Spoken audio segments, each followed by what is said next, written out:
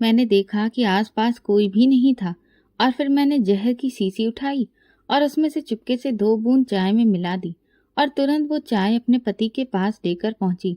मेरा पागल पति चाय देखकर बहुत खुश हो गया क्योंकि वो उसकी फेवरेट थी। वो ताली बजाने लगा और तुरंत लपक कर कुछ ही मिनटों में पूरी चाय खत्म कर दी। मेरे दिल की धड़कन बहुत तेज हो गई थी और गला प्यास के कारण सूखने लगा। मैं उसे ध्यान से देख रही थी कि अब अगले पल क्या होने वाला है। तभी कुछ देर बाद मेरा पति अचानक उठा और मेरा नाम सपना है। मेरे परिवार में मम्मी पापा और मेरा बड़ा भाई है। हम अपने छोटे से परिवार में बहुत खुश थे। पापा एक अच्छी नौकरी करते थे और इसीलिए हमारे घर में पैसों की कोई कमी नहीं थी। और इस वक्त तो हमारी खुशियों में 4 चांद लग चुके थे क्योंकि भैया की शादी तय हो गई थी और उसी की तैयारियां मेरे घर में चल रही थीं। हम सब लोग जोर शोर से शॉपिंग कर रहे थे। शादी के कार्ड भी छपकर आ चुके थे। सब कुछ किसी त्योहार जैसा लग रहा था, लेकिन किसे पता था कि इस सबको न जाने किसकी नजर लग जाएगी। एक दिन हम चारों लोग भाई की शादी की शॉपिंग का काफी सारा सामान लेने के लिए मार्केट की तरफ निकले, लेकिन जैसे ही बीच रास्ते में पहुंचे हमारी कार का भयंकर एक्सीडेंट हो गया। मैं उछलकर गाड़ी के बाहर जा गिरी। सिर पर इतनी तेज चोट लगी थी कि दर्द के मारे आंखें धुंधली हो गई थीं। कुछ भी साफ दिखाई नहीं दे रहा था। शुरुआत में तो कुछ समझ में नहीं आया कि अचानक से ये क्या हो गया, लेकिन जब थोड़ी देर बाद होश संभला और देखना शुरू हुआ तो सामने का नजारा देखकर मेरी सांस गले में अटक गई। मेरे पापा जमीन पर आंखें खोले पड़े हुए थे और उनके सिर से खून का फव्वारा निकल रहा था। उन्हें देखते ही मैं बदहवास सी हो गई और तुरंत हिम्मत जुटाकर उनके पास पहुंची। लेकिन जब मैंने उन्हें हिलाकर पापा पापा कहकर पुकारा तो उन्होंने मुझे कोई भी प्रतिक्रिया नहीं दी। ये देखकर मैं फूट फूट कर रोने लगी। तभी मेरी नज़र माँ पर पड़ी। वो भी जमीन पर गिरी हुई थी और उन्हें भी काफी चोट आई थी और एक तरफ मेरा भाई बेहोश पड़ा था।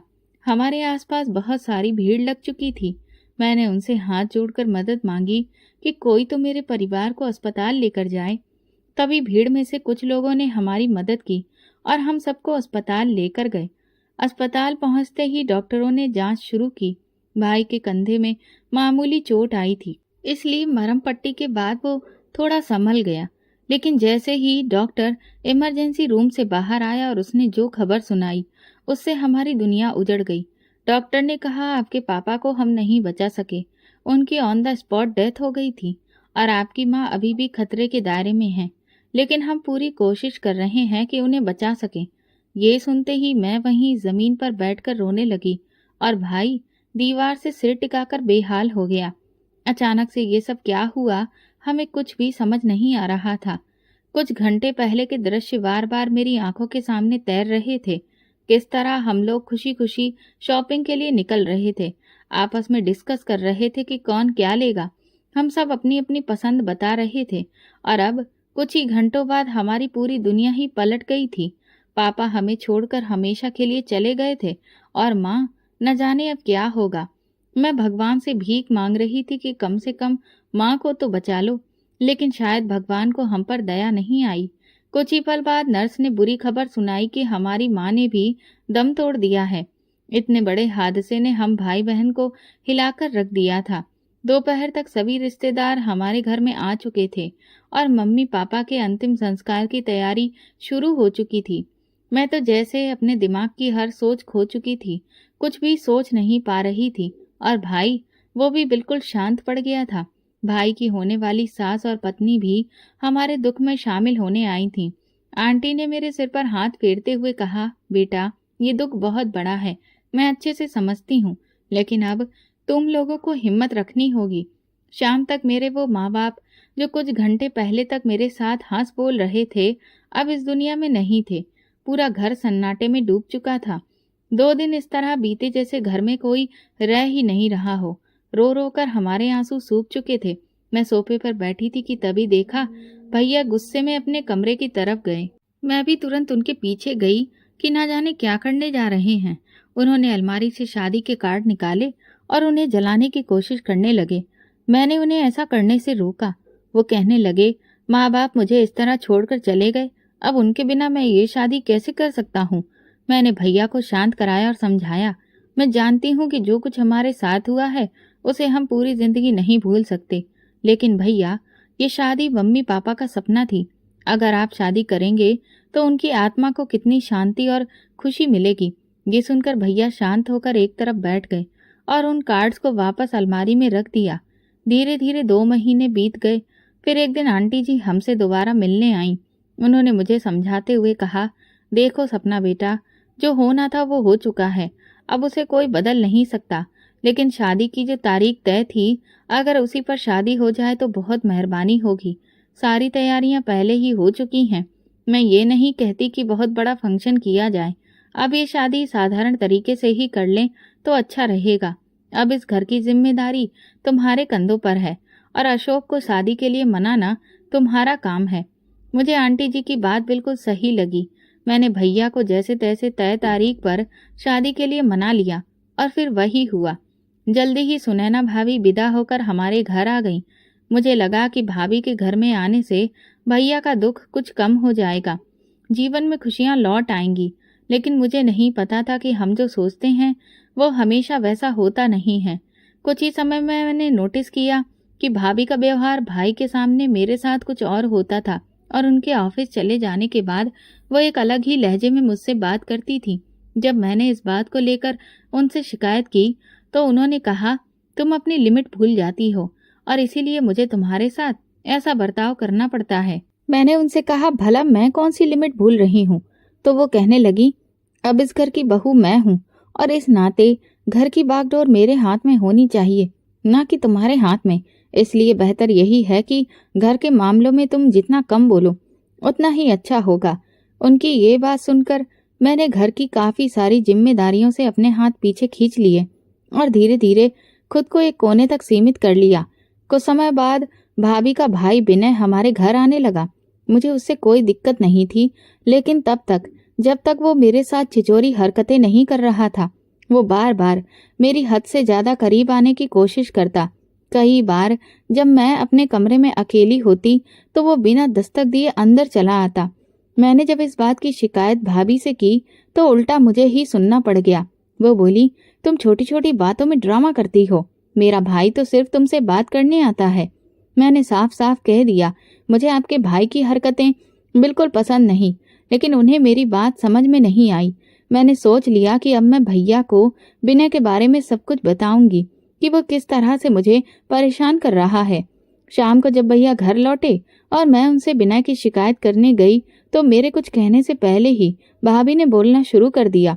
वो बोली, सपना मेरे भाई पर शक कर रही है, जबकि वो तो बस उससे हंसकर बात करने की कोशिश कर रहा था और कुछ नहीं। यहाँ तक कि भाभी ने झूठ बोल दिया कि जब उसका भाई मुझसे कमरे में बात करने आया था तो उस वक्त वो भी मेरे साथ ही थी।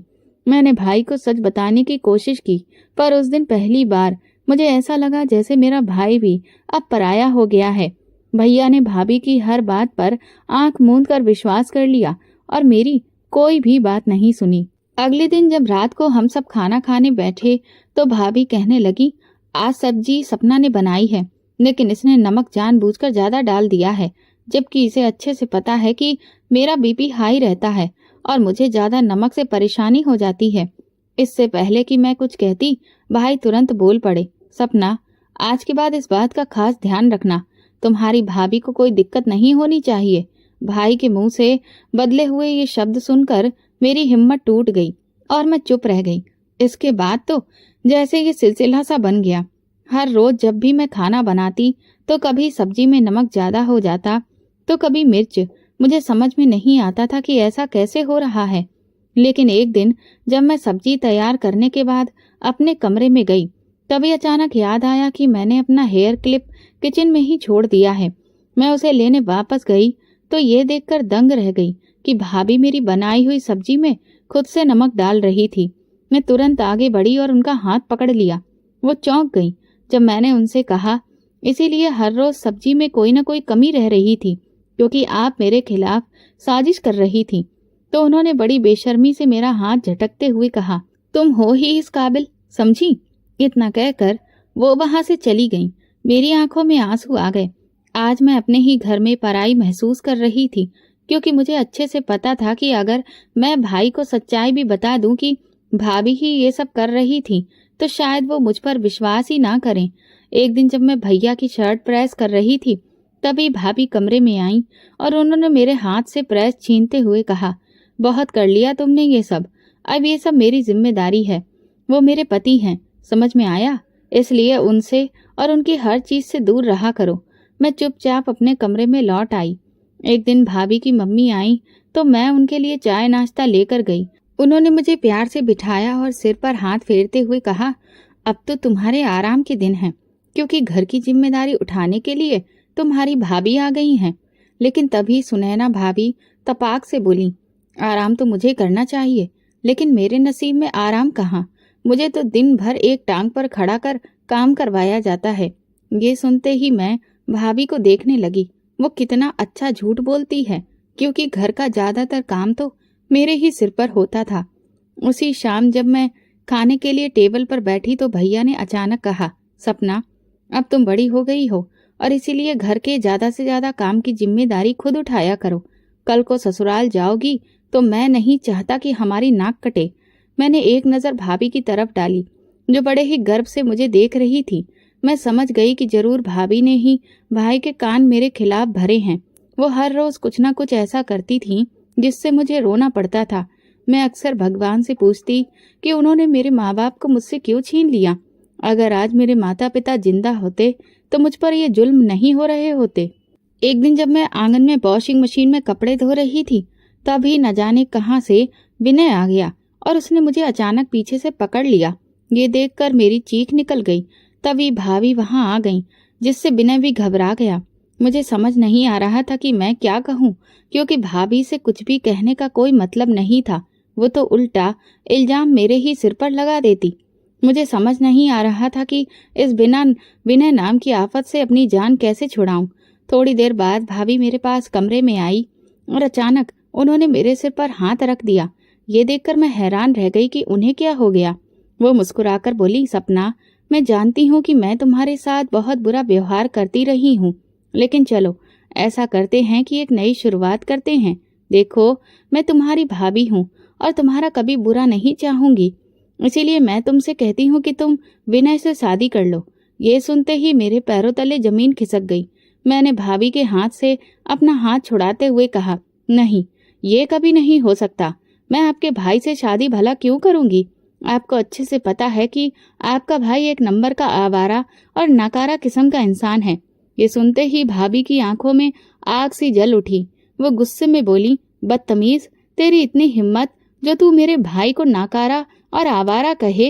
अब देख मैं तेरे साथ क्या करती हूँ। अरे तुझे तो इतना अच्छा रिश्ता 7 जन्मों में नहीं मिलेगा। लेकिन ठीक है, अगर तुझे अपने पैरों पर कुल्हाड़ी मारने का शौक है तो फिर भुगत। मुझे धमकी देकर भाभी कमरे से चली गई और मैं बहुत परेशान हो गई कि अब न जाने वो मेरे साथ क्या करेंगी। मैं अपना दुख किसी से भी कह नहीं पा रही थी। कई बार अपनी सहेलियों को भी मैंने बताने की कोशिश की, लेकिन फिर सोचा कि घर की बाहर बताने से अपनी ही बदनामी होती है, इसलिए बहुत सी बातें मैं अंदर ही अंदर सह लेती थी। लेकिन आखिर कब तक मैं इस तरह घुट घुट कर जीती। फिर जैसे तैसे मेरा ग्रेजुएशन पूरा हुआ। मेरी माँ हमेशा चाहती थी कि मैं डॉक्टर बनूं। इसी वजह से अगले ही दिन मैंने भाई से बात की कि मैं मेडिकल का एंट्रेंस एग्जाम देना चाहती हूँ और आगे पढ़ाई जारी रखना चाहती हूँ। मेरी बात पर भाई कुछ देर तक खामोश रहे और फिर चुपचाप उठकर अंदर चले गए। मुझे समझ नहीं आया कि वो क्या सोच रहे हैं।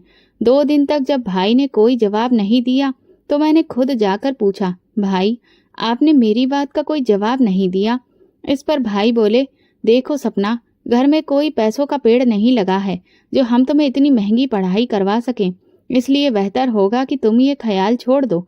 मैंने भाई से कहा, अगर ऐसी बात है तो मैं गवर्नमेंट मेडिकल एग्जाम क्लियर करूंगी, उसके बाद तो आपको ज्यादा फीस भी नहीं देनी पड़ेगी। तभी भाभी बीच में बोल पड़ी, तुम्हें लगता है कि तुम इतनी होशियार हो जो इतनी कठिन परीक्षा पास कर पाओगी? मैंने कहा, मुझे नहीं पता कि मैं कर पाऊंगी या नहीं, लेकिन कम से कम कोशिश तो कर सकती हूँ। भाभी ने गर्दन झटकते हुए कहा, वो तो देखेंगे, बहुत देखे हैं तुम्हारे जैसे। भाई ने सब देखा, सब सुना, लेकिन कुछ नहीं बोले। और चुपचाप ऑफिस चले गए। लेकिन मैंने ठान लिया था कि मैं अपनी माँ का सपना पूरा करके रहूंगी। मैंने तैयारी शुरू कर दी, लेकिन मेरी भाभी जो मेरे पीछे हाथ धोकर पड़ी थी, उसने जब देखा कि मैं पढ़ाई के लिए वक्त निकालने लगी हूँ, तो उसने और भी कई हथकंडे अपनाने शुरू कर दिए ताकि मैं हर वक्त काम में ही उलझी रहूं और पढ़ाई का समय ना मिल सके। मैं सब समझ रही थी कि वो ऐसा क्यों कर रही है, क्योंकि मैंने उनके भाई को ठुकरा दिया था और वो इसी बात का बदला मुझसे ले रही थी। लेकिन अब डॉक्टर बनना मेरे लिए सिर्फ माँ का सपना नहीं, बल्कि एक बेहतर जिंदगी की उम्मीद भी बन चुका था। इस सब के बीच विनय का घर में लगातार आना जाना बना रहा, लेकिन मैं अब सतर्क हो गई थी। जैसे ही वो घर में आता, मैं खुद को कमरे में बंद कर लेती थी और जब तक वो चला नहीं जाता तब तक बाहर नहीं निकलती। मैं नहीं चाहती थी कि और कोई हंगामा हो। धीरे धीरे वक्त बीतता गया। मैंने रात को पढ़ाई के लिए समय निकालना शुरू कर दिया, क्योंकि रात ही एक ऐसा वक्त था जब मुझे थोड़ा सुकून मिलता था। मैंने पूरी मेहनत से तैयारी की और जब एग्जाम हुआ तो बार बार मन में यही चल रहा था कि शायद मैं इसे पास कर पाऊंगी। और फिर वो दिन आया जिसका मुझे बेसब्री से इंतजार था। मेरा रिजल्ट आ गया। जब मैंने अपने नाम के आगे पास लिखा देखा तो मेरी खुशी का कोई ठिकाना नहीं रहा। मैं खुशी खुशी भाई के पास ये खबर लेकर गई। मुझे पूरा विश्वास था कि अब वो मुझे आगे की पढ़ाई की इजाज़त दे देंगे, लेकिन न जाने क्यों मेरी बात सुनने के बाद उनके चेहरे का रंग उतर गया। मैंने भाई से रोते हुए हाथ जोड़कर कहा, आपने मेरे सामने एक शर्त रखी थी और आज मैंने वो शर्त पूरी कर दी है। कम से कम अब तो आप मुझे अपना सपना पूरा करने दीजिए। प्लीज भाई, इतने भी कठोर मत बनिए। मेरे आंसुओं को देखकर भाई का दिल पसीज गया और उन्होंने सिर हिलाकर हाँ कर दी। ये देखकर मैं खुशी से झूम उठी। तभी भाभी आंगन में आईं और भाई से कहने लगी, आपका दिमाग खराब हो गया है जो आपने इसे आगे पढ़ने की इजाजत दे दी। आपको नहीं लगता कि आप बहुत बड़ी गलती कर रहे हैं? अरे, आजकल का जमाना देखिए। लड़कियां पढ़ाई के नाम पर घर से बाहर निकलती हैं और तरह तरह के गुल खिलाती हैं। सपना की उम्र अब शादी की है, ना कि पढ़ाई की। भाभी ने जैसे ही अपने जहरीले शब्दों के तीर छोड़े, मेरी नजर भाई की तरफ गई कि अब भला वो क्या कहेंगे। भाई ने कहा, मैं मानता हूँ कि जमाना बहुत खराब है, लेकिन मुझे अपनी बहन पर पूरा विश्वास है। ये सुनते ही मेरा चेहरा खिल उठा और मैं खुशी से दौड़कर अपने कमरे में चली गई। मैंने सबसे पहले अपनी दोस्त रूबी को फोन किया और ये खुशखबरी सुनाई। रूबी मुझसे बोली, सपना चलो, कम से कम तुम्हारे भाई ने तुम्हारी किसी बात को तो समझा, तुम्हारी जिंदगी में कोई खुशी तो आई।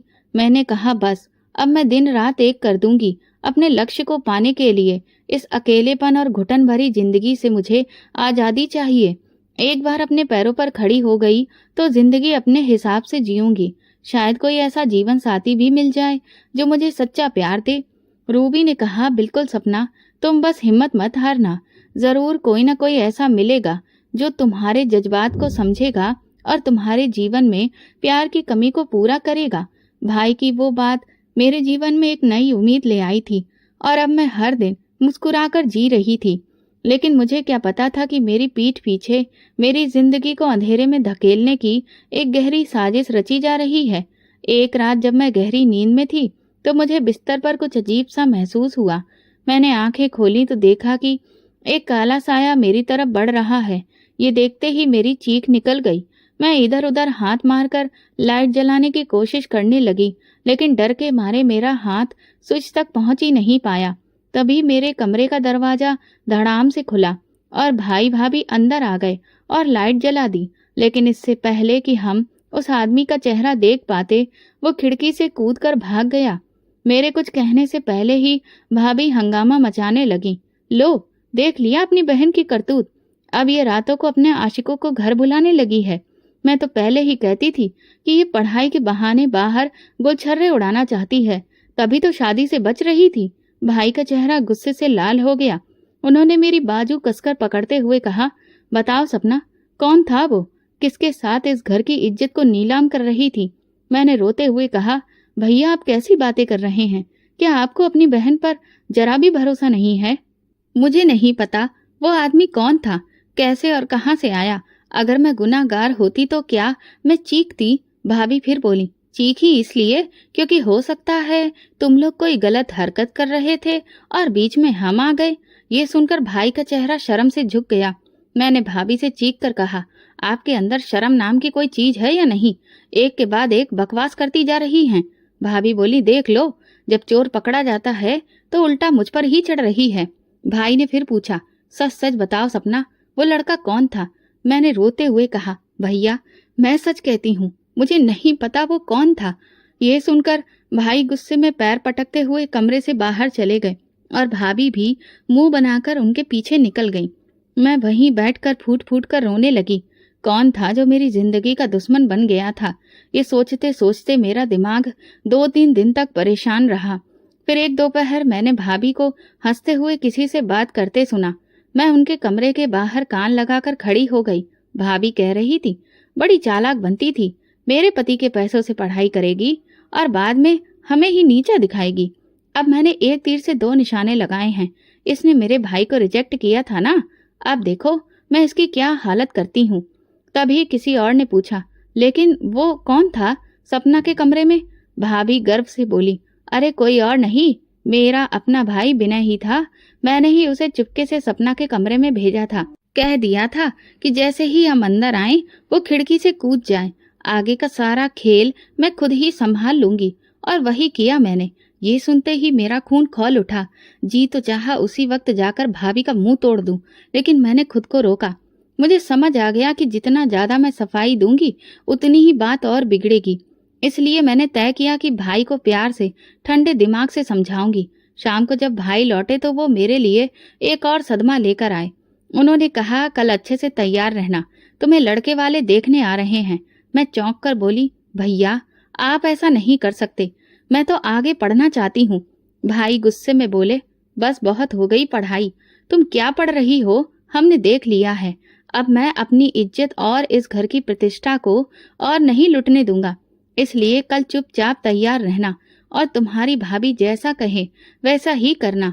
मैंने भाभी की ओर देखा, उनके चेहरे पर जीत की मुस्कान थी।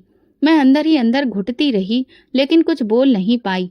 अगले दिन भाभी ने मुझे जबरन तैयार किया और फिर कहा, चाय नाश्ता बनाकर ड्राइंग रूम में आ जाओ। मैं सिर झुकाकर जैसे ही ड्राइंग रूम में पहुंची और नजर उठाई तो मेरी हालत खराब हो गई। सामने 3 लोग बैठे थे, एक अधेड़ उम्र की औरत, एक आदमी और एक जवान लड़का। लेकिन वो लड़का बिल्कुल सामान्य नहीं था, अजीब तरह से मुस्कुरा रहा था। मुंह के एक कोने से बार बार लार टपक रही थी और बीच बीच में ताली भी बजा रहा था। मैंने डर कर भाभी की तरफ देखा तो वो फिर से अपनी शैतानी हंसी हंसते हुए मुझे घूर रही थी। मैंने जैसे ही कुछ बोलने की कोशिश की, भाभी ने मेरी बाजू कसकर दबा दी और कान में फुसफुसाई, अगर इस वक्त मुंह खोला ना तो बाद में तेरा ऐसा हाल करूंगी कि सोच भी नहीं सकती। चुपचाप बैठी रह। लड़के की माँ ने मुझसे 2-4 सवाल किए और फिर सब लोग मुझे पसंद करके चले गए। मैंने भाई से कहा, आप मेरे साथ ऐसा कैसा कर सकते हैं? आप उस पागल लड़के से मेरी शादी कैसे करवा सकते हैं? तभी भाभी कहने लगी, वो पागल नहीं है, बस थोड़ा सा उसका दिमाग ढीला है। लेकिन तुम्हें पता है, वो एक करोड़पति परिवार का इकलौता लड़का है। उसके पिताजी इस दुनिया में नहीं हैं, सिर्फ वही है और वो करोड़ों की जायदाद का मालिक है। सोचो तुम कितने अमीर परिवार में ब्याह कर पहुंच जाओगी और इससे हमारी इज्जत में भी 4 चांद लग जाएंगे कि हमारा रिश्ता इतने अमीर परिवार से जुड़ रहा है। मैंने भाभी से कहा, अपनी बकवास बंद करिए, पैसों की भूखी आप होंगी, लेकिन मैं नहीं, जो एक पागल लड़के से पैसों के लालच में शादी कर लूं। मैंने भाई के सामने हाथ जोड़कर कहा, भाई प्लीज मेरे साथ ऐसा मत करिए। लेकिन भाई ने मेरी एक भी नहीं सुनी। वो कहने लगे, अब हम इस रिश्ते से पीछे नहीं हट सकते, इसीलिए बेहतर यही होगा कि तुम भी जो हो रहा है उसमें ही अपनी खुशी ढूंढ लो। और फिर वे लोग वहां से चले गए और मैं अकेली सन्नाटे में रह गई। मुझे कुछ समझ नहीं आ रहा था, लेकिन मैं अकेले भला कर भी क्या सकती थी। इसीलिए मैंने हालात को स्वीकार करते हुए चुपचाप वो शादी कर ली। हमारी शादी बहुत ही साधारण तरीके से हुई। शादी के दौरान भी वो लड़का पूरे समय बच्चों जैसी उल्टी सीधी हरकतें करता रहा और उसकी माँ उसे बार बार समझाकर चुपचाप एक जगह बैठा रही थी। दिल ही दिल में मेरे अंदर नफरत की वो आग जलने लगी जिसमें मैं अपनी भाभी को जलाकर राख कर देना चाहती थी, क्योंकि मैं बहुत अच्छे से जानती थी कि ये सब उसी का किया धरा है। मैंने उसके भाई को ठुकराया था और इसीलिए उसने मेरे साथ ऐसा किया और मेरी ये सोच बिल्कुल सही साबित हुई। जब मेरी विदाई हो रही थी, भाभी ने मुझे बड़े ही प्यार से दिखावा करते हुए गले लगाया और मेरे कान में धीरे से कहा, अब आज जा रही हो तो अब आज के बाद यहाँ का मुंह मत देखना। देख लिया नतीजा मेरे भाई को इनकार करने का। अरे इस लड़के से तो मेरा भाई लाख गुना बेहतर था। क्या कहा था तूने? मेरा भाई आवारा है, नाकारा है। अब देख, तेरा पति एक पागल है और अब तुझे पूरी जिंदगी इसी पागल के साथ ही गुजारनी पड़ेगी। ये सुनते ही मेरा जी तो चाहा कि मैं भाभी का कसकर गला दबा दूं, लेकिन मैं ऐसा कुछ ना कर सकी और चुपचाप एक पत्थर की तरह जाकर गाड़ी में बैठ गई। कुछ घंटे के सफर के बाद हमारी गाड़ी एक बहुत ही आलीशान इलाके की तरफ मुड़ गई और फिर एक शानदार बंगले के सामने रुकी। मेरे पति ने गाड़ी से उतरते ही मेरा हाथ पकड़ लिया और मुस्कुराकर कहने लगा, दुल्हन, आज से तुम मेरे साथ रहोगी ना? हम दोनों साथ में खेलेंगे। मैं तो हालात की इतनी मारी हुई थी कि चाहकर भी झूठी मुस्कुराहट भी नहीं दिखा सकी। शायद मेरे मन में चल रहे तूफान को मेरी सास ने महसूस कर लिया। उन्होंने तुरंत ही मेरा हाथ पकड़ा और मुझे प्यार से अंदर लेकर आई और एक कमरे में बिठा दिया जो खूबसूरत गुलाब के फूलों से सजा हुआ था। सास के कमरे से बाहर जाते ही मैंने तुरंत दरवाजा बंद कर लिया और अपनी किस्मत पर अफसोस मनाने लगी। कुछ ही देर बाद दरवाजे पर दस्तक हुई। कुछ देर तक तो मैंने इग्नोर किया, लेकिन फिर जब दस्तक बार बार होती रही तो मैंने दरवाजा खोल दिया। मेरा पति सामने खड़ा हुआ था। मुझे देखकर फिर से खिलखिलाकर हंसने लगा और अंदर आने लगा, लेकिन मैंने उसे पीछे धकेलते हुए कहा, तुम इस कमरे में नहीं आ सकते। तभी मेरी सास वहां आ गई। वो मुझसे कहने लगी, बेटा, तुम ऐसा कैसे कर सकती हो? वो तुम्हारा पति है और ये उसका भी कमरा है। मैंने कहा, आप लोगों ने मुझे धोखा दिया है। अपने पागल बेटे से मेरी शादी करवाई और मुझे यहाँ पर बहू नहीं बल्कि अपनी गुलाम बनाकर ले आए हो। ये सुनते ही मेरी सास कहने लगी, नहीं बेटा, तुम ये सब गलत समझ रही हो। तुम्हारी भाभी ने तो कहा था कि तुम्हें इस शादी से कोई भी दिक्कत नहीं है। तुम अपनी मर्जी से ही शादी कर रही हो और मैं तुम्हें इसीलिए पसंद कर रही थी कि तुम मेरे बेटे का हमेशा ख्याल रखोगी। शायद तुम्हारे प्यार की वजह से ही मेरा बेटा कभी ठीक हो सके। मैंने तुरंत ही सख्त लहजे में कहा, आप होती कौन हैं ये खुद से फैसला करने वाली कि मैं इस रिश्ते के लिए तैयार थी? आपने मेरी भाभी की बात सुन ली, लेकिन क्या आपने कभी भी मुझसे इस बारे में बात करने की कोशिश की? नहीं, आपने सब कुछ खुद से ही सोचकर फैसला कर लिया और ये मान लिया कि मैं इस रिश्ते के लिए राजी हूँ, जबकि मैं आपके पागल बेटे से कभी भी शादी नहीं करना चाहती थी। माँ जी मुझे समझाते हुए कहने लगी, देखो सपना बेटा, अब तो शादी हो चुकी है ना, और अब तुम इस घर की बहू हो, इसलिए इस नाराजगी को छोड़ो और मेरे बेटे को दिल से अपना लो। शायद तुम्हारी देखभाल और अपनेपन से मेरे बेटे के दिमाग पर कुछ अच्छा असर हो। मेरा बेटा शुरू से ही ऐसा नहीं था।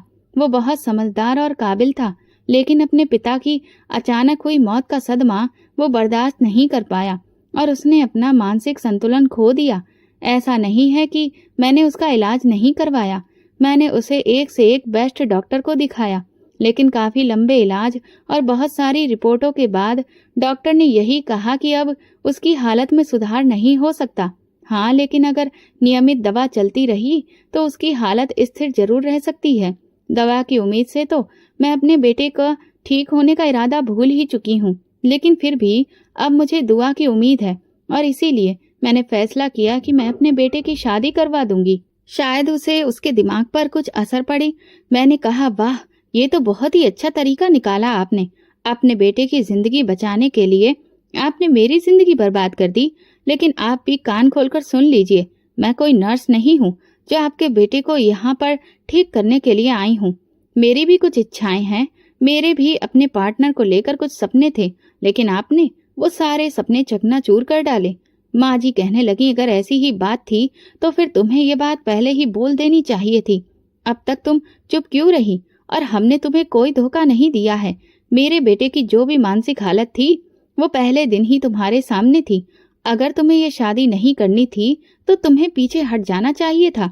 उनके ये कहते ही मुझे एहसास हुआ कि वो बिल्कुल सच कह रही हैं, क्योंकि मैंने कभी भी इस रिश्ते से पीछे हटने की हिम्मत ही नहीं की। बस भैया और भाभी के आगे रोती गिड़गिड़ाती रही। और फिर धोखा उन्होंने नहीं, धोखा तो मुझे मेरे अपनों ने ही दिया था। अब भला मैं उनसे क्या कहती। इसीलिए मैं चुपचाप अंदर कमरे में चली आई और बिस्तर पर एक तरफ लेट गई। कुछ देर बाद मेरा पति आरब कमरे में आया और बेड की एक साइड बैठते हुए धीरे से बोला, दुल्हन तुम क्या सो गई हो? लेकिन मैंने उसे कोई जवाब नहीं दिया। उसने मुझे 2-3 बार आवाज दी, पर जब उसने देखा कि मैं कुछ नहीं कह रही हूँ तो वो भी चुपचाप लेट गया। सुबह जब मैं उठी तो कमरा खाली था। तभी मुझे बाहर से कुछ आवाजें सुनाई दी। मैंने कमरे की खिड़की से बाहर झांका तो देखा कि गार्डन में मेरी सास पौधों को पानी दे रही थी और मेरा पागल पति तितलियों के पीछे बच्चों की तरह भाग रहा था और बहुत खुश हो रहा था। उसे देखकर मुझे अपनी सास की वो बात याद आ गई कि उनका बेटा कभी भी ठीक नहीं हो सकता। ये ख्याल आते ही मेरे मन में एक अजीब सी कड़वाहट भर गई। उसके बाद हर दिन एक जैसा गुजरने लगा। सुबह नाश्ते के वक्त आरब कभी तालियां बजाता तो कभी जमीन पर बैठकर दौड़ता और कभी मेरे कमरे में आकर सारा सामान उलट पलट कर देता। मैंने एक दिन उसकी माँ से कहा, कम से कम इसे कुछ दिन के लिए मेरे कमरे से दूर रखें, मुझे थोड़ा वक्त चाहिए। उन्होंने प्यार से कहा, तुझे इसकी आदत डालनी है, नहीं तो ये और ज्यादा बिगड़ जाएगा। ऐसा लगता था जैसे मैं खुद एक मरीज हूँ जिसे दूसरा मरीज संभालने के लिए मजबूर कर दिया गया है। मैं अक्सर सोचती थी कि क्या अब बस यही मेरी किस्मत बनकर रह जाएगी। फिर कुछ दिनों बाद मेरी कॉलेज की एक फ्रेंड ममता मेरे ससुराल आई, मुझे और मेरे पति को अपनी फर्स्ट वेडिंग एनिवर्सरी के सेलिब्रेशन का इनविटेशन कार्ड देने के लिए। मैंने पहले उसे टालने की कोशिश की क्योंकि मैं शर्मिंदगी का पात्र नहीं बनना चाहती थी। मैं नहीं चाहती थी कि जब मैं भरी महफिल में पहुंचूं तो लोग मेरे बारे में तरह तरह की बातें करें। मेरी सभी सहेलियों के पति तो हैंडसम और कमाने वाले थे, लेकिन मेरा पति तो मानसिक रूप से बीमार था। लेकिन वो बहुत जिद करने लगी। मेरी सास भी वहीं बैठी थी।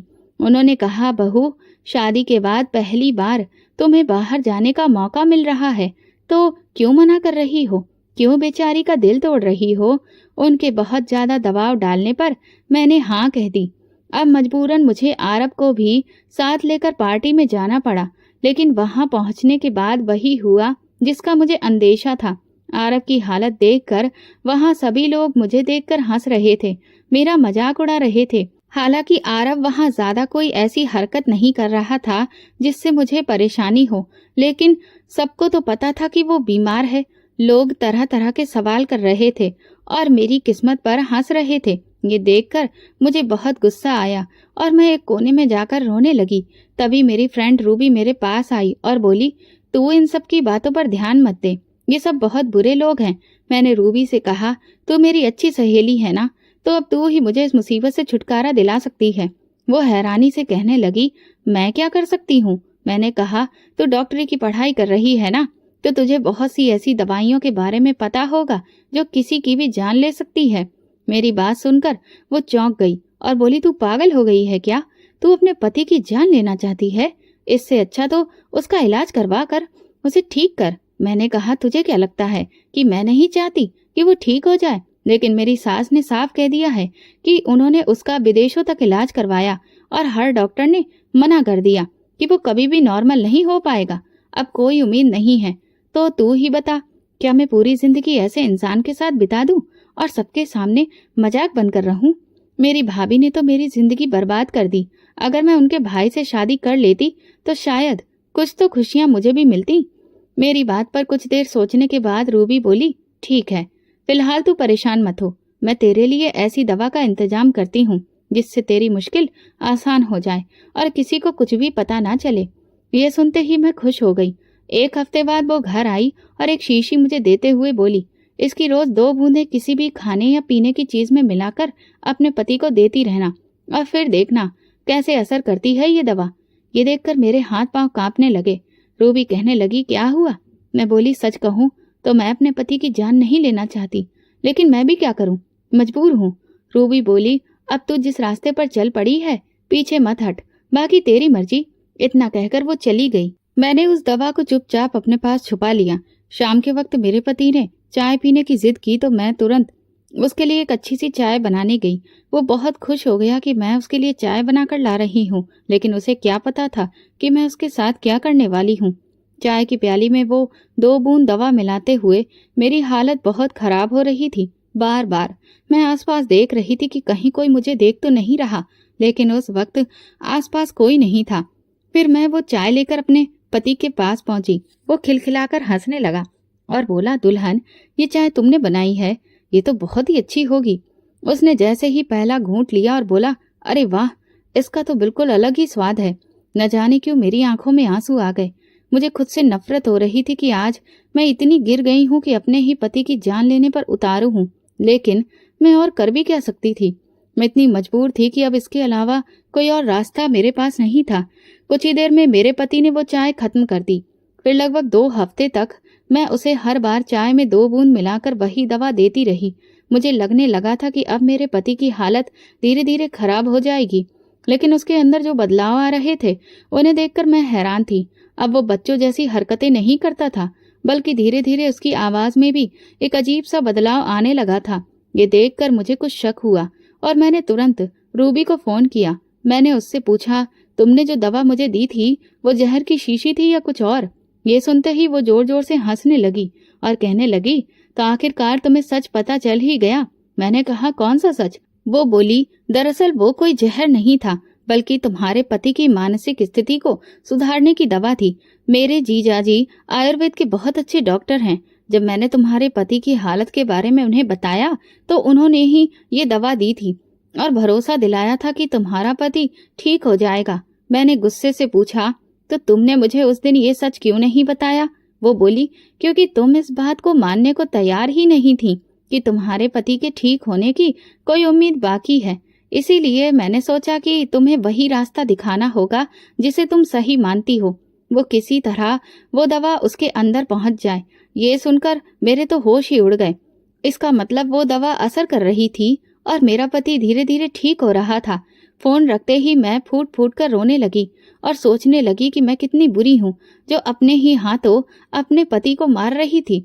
उसी दिन एक बार फिर मेरे पति ने मुझसे चाय बनाने की फरमाइश की।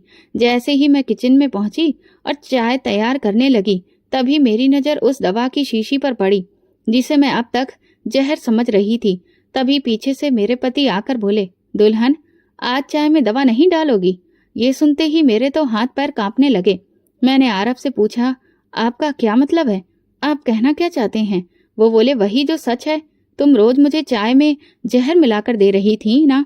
ये सुनते ही मेरा गला सूख गया। मैंने घबराते हुए कहा, आपको शायद कोई गलतफहमी हो रही है। वो बोले, मुझे कोई गलतफहमी नहीं है। मैंने तुम्हारी सहेली रूबी और तुम्हारे बीच हुई सारी बातें सुन ली थी, इसीलिए मुझे बहुत पहले से पता था कि तुम मुझे मारने की कोशिश कर रही हो। मैंने कांपती आवाज में कहा, अगर आपको सब पता था तो फिर भी आप हर रोज मेरे हाथ से वो चाय क्यों ले रहे थे? वो बोले, क्योंकि मैं देखना चाहता था कि तुम किस हद तक जा सकती हो। ये सुनते ही मैं उनके पैरों में गिर पड़ी और फूट फूट कर रोने लगी। मैंने कहा, मुझे माफ कर दीजिए। मैं जानती हूँ कि मैंने आपके साथ बहुत गलत किया, लेकिन मैं अंधी हो गई थी। मुझे अपनी जिंदगी बोझ लगने लगी थी और उसे बेहतर बनाने के लिए ही मैंने आपकी जिंदगी से ये खेल खेला। लेकिन मैं सच कहती हूँ, ये दवा कोई जहर नहीं है, बल्कि ये तो आपको ठीक करने की दवा थी। और देखिए, आप अब पूरी तरह से ठीक हो गए हैं। आरब ने अचानक एक अजीब सी हंसी हंसकर कहा, चलो मेरे साथ कमरे में चलो। फिर वो मेरा हाथ पकड़कर मुझे कमरे में ले गए और बोले, मैं उस दवा की वजह से ठीक नहीं हुआ हूँ, बल्कि मैं पहले से ही ठीक था। ये सुनते ही मुझे जोर का झटका लगा। मैंने कांपते हुए पूछा, ये आप क्या कह रहे हैं? आप पहले से ही ठीक थे, तो फिर इतने सालों से आप इस तरह पागलपन का नाटक क्यों कर रहे थे? वो बोले, ये मैं तुम्हें अभी नहीं बता सकता, लेकिन अब मुझे ये साफ हो गया है कि जिससे मैंने ये सोचकर शादी की थी कि वो मेरी जीवन संगिनी बनेगी, दरअसल वो तो इस लायक कभी थी ही नहीं। मैं रो रो कर उनसे माफी मांगती रही, लेकिन आरब ने मुझे एक शब्द भी नहीं कहा। आरब पूरी तरह से ठीक था, लेकिन सिर्फ मेरे सामने ही वो नॉर्मल रहता था। बाकी सभी घर वालों के सामने वो पहले जैसा ही व्यवहार कर रहा था। इस सब के पीछे क्या वजह थी, मुझे कुछ भी समझ में नहीं आ रहा था। मेरी शादी को लगभग 7 महीने हो चुके थे और एक दिन भाभी का मेरे पास फोन आया। वो बड़े ही खुश होते हुए बताने लगी कि मेरा भाई, जिसे तूने नाकारा और निकम्मा कहा था, उसकी शादी एक बहुत ही खूबसूरत लड़की से हो गई है, लेकिन तू अब एक पागल के साथ पूरी जिंदगी बिताएगी। अपनी बात कहने के बाद उन्होंने फोन रख दिया। मैंने उन्हें कुछ भी कहना जरूरी नहीं समझा, क्योंकि सच क्या था ये तो मैं भी जानती थी। मेरा पति जो अब असलियत में मेरे सामने था, वो उनके भाई से लाख गुना बेहतर था। भाभी के भाई ने तो ना जाने कितनी बार मेरे साथ छिचोरी हरकतें करने की कोशिश की थी, लेकिन एक मेरा पति था जिसके साथ मैं इतने महीनों से रह रही थी, लेकिन उसने अब तक मेरे साथ कोई भी गलत हरकत नहीं की थी। इस बात से ये साबित होता था कि आरब दिल का बुरा इंसान बिल्कुल भी नहीं है। एक दिन वो मेरे लिए कुछ खाने को लेकर आया। मुझे समझ नहीं आया कि अचानक उसे मेरी फिक्र क्यों होने लगी, लेकिन उसके बार बार कहने पर मैंने वो मिठाई खा ली और ना जाने उसे खाते ही क्या हुआ कि मुझे चक्कर आ गया और मैं बेहोश हो गई। जब मेरी आंख खुली तो मेरे होश उड़ चुके थे। मेरी सास मेरे सिरहाने बैठकर मेरे सिर पर हाथ फेर रही थी और उनके चाचा वगैरह बाकी सब घरवाले सब मुझे देखकर मुस्कुरा रहे थे। मेरी सास ने कहा, तुमने आज जो खुशखबरी सुनाई है, मैं तुम्हारी बहुत शुक्रगुजार हूँ। मुझे कुछ समझ नहीं आया तो वो कहने लगी, तुम माँ बनने वाली हो। ये सुनते ही मेरे पैरों तले जमीन खिसक गई। इसके बाद मेरी सास मुझे आराम करने का कहकर कमरे से बाहर चली गई। मैंने आरब की तरफ देखा तो वो कहने लगा, ये झूठ है कि तुम माँ बनने वाली हो, लेकिन फिलहाल डॉक्टर ने मेरे कहने पर सबसे यही कह दिया है और तुम भी चुपचाप ये नाटक करोगी कि तुम माँ बनने वाली हो। मैंने पूछा, लेकिन इस सब की जरूरत क्या है और आप ऐसा क्यों कर रहे हैं? वो कहने लगा, मैं ऐसा क्यों कर रहा हूँ इसका जवाब तुम्हें खुद कुछ दिनों में मिल जाएगा, इसलिए तब तक खामोश रहो और जैसा कहा है वैसा करो। मुझे समझ नहीं आ रहा था कि अब ये सब क्यों कर रहे हैं आरब।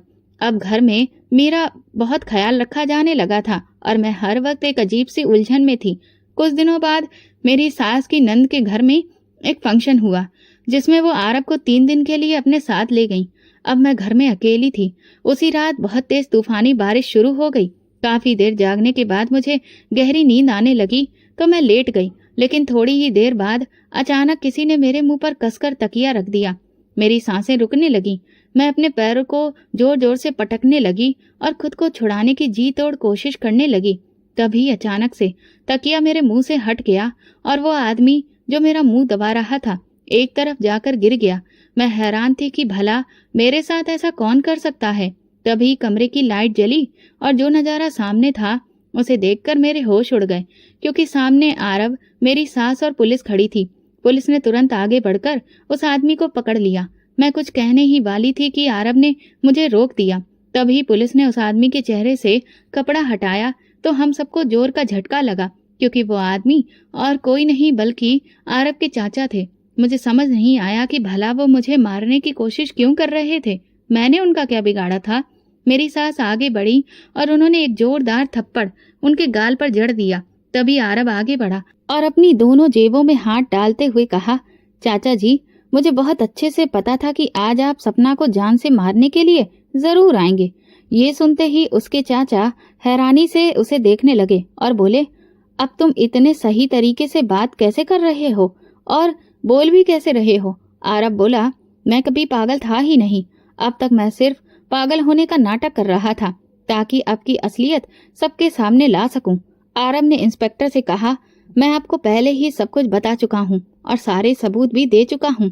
अब आप इस गिरे हुए इंसान को मेरी नजरों के सामने से ले जाइए। पुलिस तुरंत ही आरब के चाचा को पकड़कर ले गई।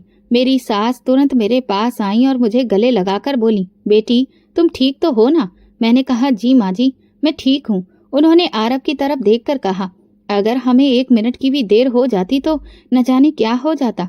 सही किया जो तुमने वक्त रहते मुझे सारी सच्चाई बता दी। आरब मुस्कुराकर बोला, ऐसे कैसे माँ देर हो जाती भला? मैं जानता हूँ कि आपकी बहू आपके लिए कितनी खास है, तो उसे मैं कुछ होने नहीं दे सकता था ना।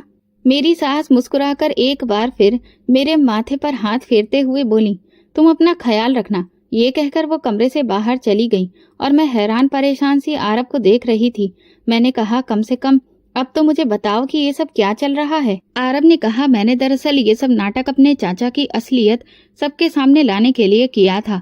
मैं उनके खिलाफ सारे सबूत जुटाना चाहता था। दरअसल मेरे पिताजी का एक्सीडेंट हुआ और उनकी अचानक मौत ने मुझे बहुत गहरा सदमा दिया। मैं डिप्रेशन में चला गया, लेकिन पागल नहीं हुआ था। पर मेरे चाचा जी ने सबके दिमाग में ये बात भरनी शुरू कर दी कि मैं अपना दिमागी संतुलन खो रहा हूँ। उन्होंने मुझे जबरदस्ती मानसिक अस्पताल में भर्ती करवा दिया। वहाँ मुझे तरह तरह के इंजेक्शन दिए जाने लगे, जिससे मुझे बार बार दौरे पड़ने लगे। फिर मेरी उस हालत को बाकी सबको दिखाकर ये साबित किया गया कि वही सच है जो वो कह रहे थे। मेरी माँ चाचा जी की हकीकत नहीं जानती थी और मैं भी तब तक इस सच्चाई से अनजान था। लेकिन एक दिन एक ईमानदार डॉक्टर मेरे पास आया और उसने मुझसे कहा कि मैं जानता हूँ कि आप पागल नहीं हैं, बल्कि आपको जानबूझकर पागल बनाया जा रहा है और इस सबके पीछे आपके चाचा जी हैं। उन्होंने ही हमारे सीनियर डॉक्टर को एक बड़ी रकम दी है ताकि वो आपको पूरी तरह से पागल बना दे। पहले तो मुझे डॉक्टर की बात पर विश्वास नहीं हुआ, लेकिन जब उसने मुझे वो वीडियो दिखाया जिसमें चाचा जी खुद मेरे परिवार के प्रति अपनी नफरत को सीनियर डॉक्टर के सामने जाहिर कर रहे थे, तो मेरे पैरों तले से जमीन खिसक गई। उस वीडियो में वो साफ साफ कह रहे थे कि किस तरह उन्होंने जायदाद के लालच में मेरे पिता का एक्सीडेंट करवाया और अब मुझे पागल बनाकर अपने रास्ते से हटाना चाहते हैं ताकि मेरे हिस्से की सारी प्रॉपर्टी उनके नाम हो जाए। मुझे यकीन नहीं हो रहा था कि मेरे सगे चाचा मेरे साथ ऐसा कर सकते हैं। उन्होंने मेरे पिता को मुझसे हमेशा के लिए छीन लिया।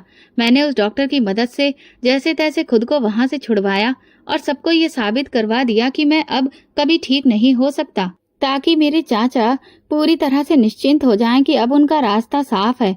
मैंने भी अपने नाटक को जारी रखा ताकि बाकी पक्के सबूत आराम से जुटा सकूं और उन्हें मुझ पर कोई शक भी ना हो। इसी बीच मेरी माँ ने मुझे ठीक करने के लिए मेरी शादी तुमसे करवा दी। चाचा जी को मेरी शादी से कोई एतराज नहीं था, क्योंकि उन्हें लगता था कि मैं एक लाचार इंसान हूँ और इसलिए इस शादी का कोई मतलब नहीं है। इन दिनों में मैंने उनके खिलाफ सारे पक्के सबूत इकट्ठा कर लिए थे जिससे उनके गुनाह साबित हो सकते थे, लेकिन मुझे उनके असली रूप को सबके सामने लाना था। इसीलिए मैंने तुम्हारी प्रेगनेंसी का झूठा नाटक रचा। मुझे अच्छी तरह से पता था कि जब उन्हें ये मालूम चलेगा कि इस जायदाद का एक और वारिस आने वाला है, तो वो जरूर कोई न कोई ऐसी हरकत करेंगे जिससे उनका असली चेहरा सामने आ जाएगा। और ठीक वही हुआ। तुम्हारे माँ बनने की खबर ने उन्हें गहरा झटका दिया और बौखलाहट में आकर उन्होंने वो कदम उठाया और आगे जो कुछ भी हुआ वो तुम अच्छे से जानती हो। मैंने कहा, आप नहीं जानते कि आपने अकेले कितना कुछ झेला है। पिता को खोने का गम क्या होता है ये मैं बहुत अच्छे से समझती हूँ, क्योंकि मैं खुद भी अपने माँ बाप की मौत का दर्द इतने सालों से झेल रही हूँ। लेकिन मैं आपसे दिल से माफी मांगती हूँ। मैं अपने स्वार्थ में इतनी अंधी हो गई थी कि आपकी जान की भी परवाह नहीं की। लेकिन यकीन मानिए, मैं हर दिन खुद को कोसती थी कि आपके साथ मैं ऐसा कर रही थी। अब जब सारी सच्चाई सबके सामने आ चुकी है तो बेहतर यही है कि मैं यहाँ से हमेशा के लिए चली जाऊं। तभी उन्होंने मेरा हाथ पकड़कर कहा, सपना, मैं जानता हूँ कि तुमने भी अपनी जिंदगी में कितना कुछ झेला है।